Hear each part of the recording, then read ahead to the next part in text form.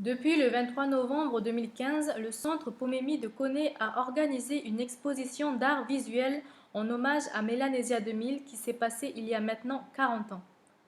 L'entrée est gratuite et durera jusqu'au 22 février. Une vingtaine d'artistes ont exposé leurs œuvres de la vannerie, de la peinture, de la sculpture et de l'art audiovisuel. Nous voulons que soit brûlée la haine.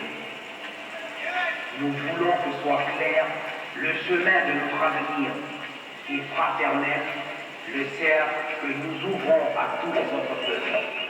L'objectif de cette exposition, c'est de se poser la question aujourd'hui, où est-ce qu'il en est la culture kanak? Est-ce qu'elle est pareille? Est-ce qu'elle est toujours en vie encore aujourd'hui? Ou est-ce qu'elle est en voie de disparition? Et si elle est toujours, d'actualité, qu'est-ce que ça sera pour la jeunesse de demain?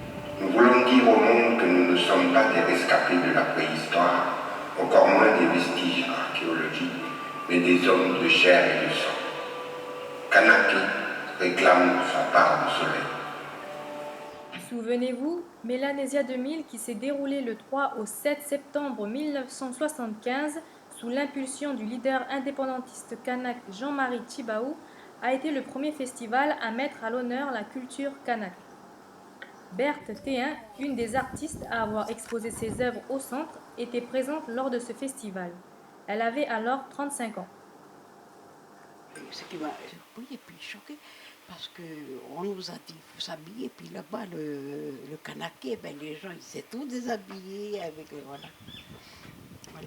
Et ça fait beaucoup de bruit, il y avait beaucoup de critiques, et puis petit à petit, on a compris pourquoi, voilà. Parce que c'était comme ça, nos ancêtres étaient comme ça, et l'arrivée des missionnaires, l'État français, voilà, ils nous ont habillés, mais nous, on était habillés en filles, quoi. Mélanésia 2000, donc en 1975, ça a été l'émergence un peu de la prise de conscience de l'identité kanak.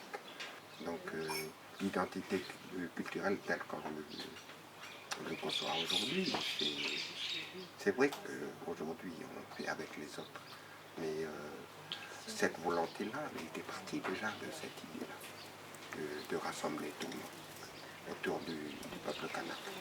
Depuis l'ouverture de l'exposition, pas moins de 50 visiteurs, généralement des touristes de passage, ont pu apprécier les différentes œuvres. Toutefois, la transmission du savoir-faire traditionnel kanak se heurte à un problème de taille, la modernisation. Il a beaucoup changé, il y a beaucoup d'évolution, voilà.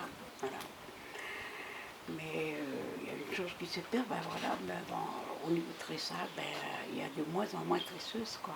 Avec l'évolution des choses, les gens se crèvent plus sur d'autres priorités que ce qu'on est. On dit qu'on réfléchit sur un destin commun. Donc tous ces aspects de l'histoire nous interpeller. Nous interpeller dans le sens où on réfléchit en même temps, on réfléchit à quelle société on doit construire. La prochaine exposition sera pour le 8 mars et portera sur le thème de la femme dans son environnement, avec exclusivement des œuvres sur la vannerie.